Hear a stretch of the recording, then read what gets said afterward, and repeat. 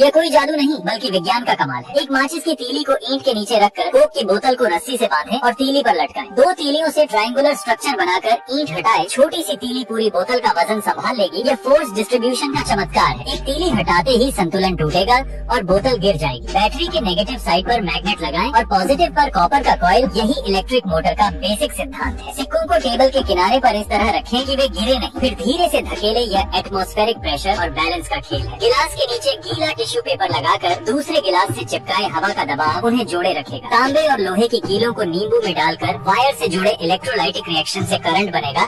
यह lemon battery का प्रयोग है। कागज को काटकर दोबारा व्यवस्थित करें और देखें कैसे एक टुकड़ा गायब हो जाता है। यह ऑप्टिकल इल्यूजन का नजारा है। पानी से भरी बोतल को उल्टा करे जब तक पानी पूरी तरह भरा नहीं होता। एयर प्रेशर इसे रोके रखता है। ये सभी प्रयोग बच्चों को साइंस के नियम प्रैक्टिकल तरीके से समझाते हैं। मोबाइल गेम्स की जगह इन्हें आजमाए, रचनात्मक सोच और वैज्ञानिक समझ दोनों बढ़े।